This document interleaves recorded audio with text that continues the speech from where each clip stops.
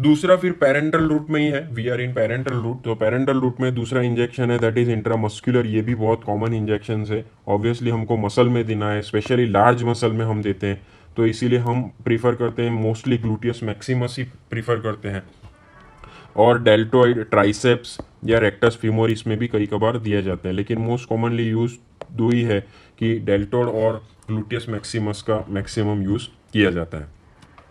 यहाँ पे depot preparations भी दी जाती है। डेपो प्रिपरेशंस के बारे में हम देखेंगे। डेपो प्रिपरेशंस मीन्स क्या होता है कि एक ड्रग होता है, डेपो मीन्स कि उसको एक ड्रग को पर्टिकुलर अमाउंट में इंजेक्ट कर दिया आपने, फॉर एन एग्जांपल मसल में इंजेक्ट कर दिया। फिर क्या होता है कि मसल्स में से धीरे धीरे धीरे धीरे वो सिस्टमिक सर्कुलेशन में दवाई रिलीज होती है over the period of time of 2 months 3 months. तो 2-3 महीने तक आपको दवाई लेने का जरूरत नहीं है। एक ही बार आपने इंजेक्शन रखा, 2-3 महीने तक आपको दवाई नहीं लेना है। वो मसल्स में एक बार आपने डेपो बना दिया, वहां से रिलीज होता रहेगा सिस्टमिक सर्कुलेशन में और उसका काम करता रहेगा। सो उसे डेपो प्रिपरेशंस बोलते हैं।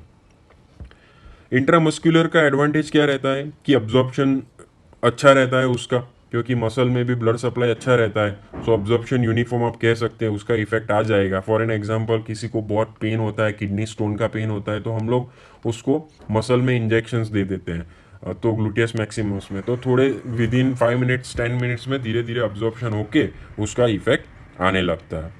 फिर है रैपिड ऑनसेट ऑफ एक्शंस। उसका एज मैंने सजेस्ट किया कि आपको कंपैरेटिवली रैपिड एक्शंस मिल जाएगा। ओरल से तो काफ़ी रैपिड मिल जाएगा, कई कबार माइल्ड इरिटेंसी थोड़ा बहुत रहता है उससे। फिर होगा फर्स्ट पास मेटाबॉलिज्म अवॉइडेड। जैसे हमने अभी सभी पेरेंटल रूट में देखा कि यहाँ पे फर्स्ट पास मेटाबॉलिज्म का कोई चक्कर नहीं है, लीवर में नहीं जाता है फर्स्ट ऑफ ऑल, तो वो प्रॉब्लम नहीं है। गैस्ट्रिक फैक्टर्स, दूसरे ड्रग इंटरेक्शंस, उसमें ज़्यादा ये इन्वॉल्व नहीं होता है रूट। डिसएडवांटेज क्या है कि जैसे हमने आईवी रूट में देखा था, आईवी रूट में हम 2 लीटर तक का भी फ्लूइड दे सकते हैं। यहाँ से इंट्रामस्कुलर में से उतना नहीं दे सकते। आप पर्टिकुलर ड्रग का इंजेक्शन ही दे सकते हैं, 5 ml 10 ml 2 ml जितना ही दवा दे सकते हैं। और कई कबार चांसेस होता है लोकल पेन और अपसेस का, क्योंकि आप मसल में देते हो तो मसल में थोड़ा बहुत जगह रहता है, तो वहाँ पे एब्सेस फॉर्मेशन हो जाता है अगर इन्फेक्शन हो गया तो फिर उसके बाद वो पेन बहुत करता है। और कुछ इंजेक्शंस भी ऐसे आते हैं जो ऑयली बेस्ड आते हैं, तो ऐसे ऑयली इंजेक्शंस जो आते हैं वो बहुत पेनफुल होते हैं। तो जब इंजेक्ट करते हैं बी कॉम्प्लेक्स के ऑयली प्रिपरेशन तो बहुत पेन करता है। इन्फेक्शंस का खतरा रहता है। दूसरा रहता है नर्व डैमेज। जो अगर स्किल वर्कर प्रॉपर नहीं है, वो उसने देखे बिना या आजू बाजू नर्व में हो गया अफेक्शन, सो नर्व डैमेज भी हो सकता है। हीमेटोमा मीन्स कि वहाँ पे local collection of blood. Haematoma means local blood collections. तो वहाँ पे लोकल ब्लड कलेक्शन और हीमेटोमा का चांसेस है। आपने कई बार देखा होगा कि इंजेक्शन दिया और आजू बाजू एकदम रेड पैच या ब्लैक कलर का पैच हो गया या ग्रीन कलर का पैच हो गया, तो वो क्या रहता है, हीमेटोमा बन जाता है। सो वहाँ से कोई ब्लड वेसल डैमेज हुआ होता है और वो ब्लड निकल के वहाँ पे कलेक्ट हो जाता है और हीमेटोमा होता है। कई बार उसमें से इन्फेक्शंस भी लगता है, तो थोड़ा डिफिकल्ट सिचुएशन हो जाता है। और ऑब्वियसली ओरल रूट की कंपैरिजन में एक्सपेंसिव तो है ही, क्योंकि सभी पेरेंटल रूट एक्सपेंसिव रहते ही है। अभी हम जाते हैं सबक्यूटेनियस रूट की तरफ। तो 2 रूट हमने खत्म किए, पेरेंटल के ही है। वन इज इंट्रावीनस और इंट्रामस्कुलर जो मोस्ट कॉमनली होता है। अब आते हैं सबक्यूटेनियस रूट, ये भी कॉमन है। इंसुलिन ड्रग आप याद रख सकते हैं, इंसुलिन जब देते हैं तो ये सबक्यूटेनियस रूट से ही हम देते हैं। तो यहाँ पे जो ड्रग है उसको लूज सबक्यूटेनियस टिश्यू और सबक्यूटेनियस फैट में इंजेक्ट किया जाता है। वहाँ पे क्या होता है कि नर्व सप्लाई बहुत रहता है सबक्यूटेनियस टिश्यू में, तो आप इरिटेंट ड्रग यहाँ पे नहीं इंजेक्ट कर सकते। सो यहाँ पे बहुत ज़्यादा इरिटेंट ड्रग इंजेक्ट नहीं करना है। और दूसरा है कंपेरेटिवली ये लेस वास्कुलर रहता है, तो इससे क्या होता है कि अब्जॉर्प्शन बहुत धीरे धीरे होता है। कंपेरेटिवली आईएम एंड आईवी का तो कंपेयर ही नहीं कर सकते। सो अगर आपको फास्टर एक्शन चाहिए तो ये रूट ज़्यादा यूज़ मत कीजिए, ठीक है। फास्टर एक्शन चाहिए तो आप आईवी रूट या इंट्रामस्कुलर रूट यूज़ कीजिए। फिर इंट्रा सबक्यूटेनियस रूट या डर्मल रूट इसके लिए नहीं है। तो ये स्पेसिफिक दवाइयाँ इंजेक्ट करने के लिए ही ये रूट बनाया गया है। जैसे शॉक वाले पेशेंट इमरजेंसी सिचुएशन में अवॉइड कीजिए, क्योंकि क्या होता है कि यहाँ पे ऑलरेडी जो ब्लड वेसल से कंस्ट्रिक्ट हो जाता है, तो कंस्ट्रिक्ट हो जाएगा तो फिर दवा का अब्जॉर्प्शन होगा ही नहीं, तो उल्टा कंडीशन वर्जन होगा। सो इसीलिए ये इमरजेंसी सिचुएशन में तो अवॉइड ही करना है ये रूट। बहुत ही कम अमाउंट ऑफ ड्रग यहाँ पे इंजेक्ट कर सकते हैं। और थोड़ा बहुत एडवांटेज ये रहता है कि यहाँ से इंट्रावास्कुलर इंजेक्शंस में जो रिस्क रहते हैं थोड़े बहुत, उसके कंपेरिजन्स में रिस्क कम रहते हैं। और नए कुछ फॉर्मुलेशंस हैं, इसके बारे में हम देखेंगे। डर्मोजेट, पैलेट इम्प्लांटेशंस, ये सब इम्प्लांट को हम सबक्यूटेनियस रूट से दे सकते हैं। देखते हैं क्या है वो।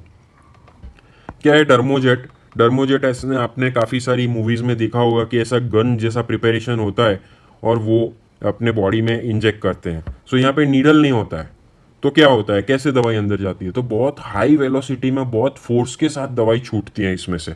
सो बहुत हाई वेलोसिटी में से जेट ऑफ ड्रग निकलता है और बहुत छोटे छोटे पार्टिकल्स होते हैं, वो इतने छोटे हैं तो वो स्किन को पियर्स करके निकल जाते हैं और कहाँ पे डिपॉजिट हो जाते हैं? सबक्यूटेनियस टिश्यू में।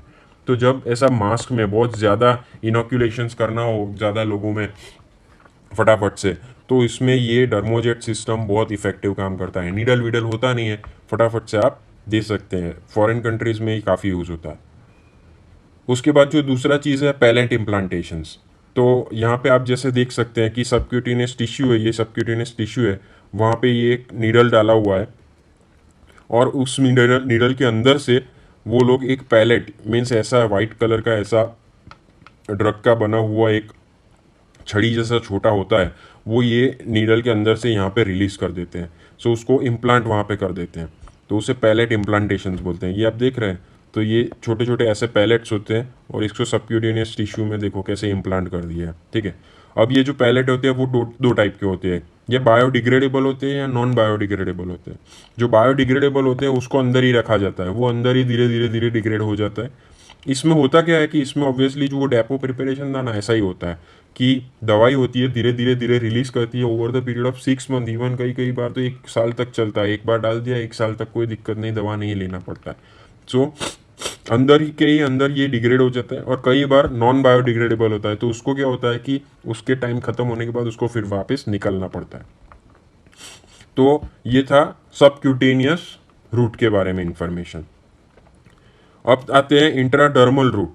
तो इंट्राडर्मल में एज अ डर्मल नाम ही सजेस्ट करता है कि यहाँ पे उसको स्किन में दिया जाता है, डर्मिस में। स्किन में भी कहाँ पे? डर्मिस में दिया जाता है, सबक्यूटेनियस फैट में नहीं, मसल में भी नहीं।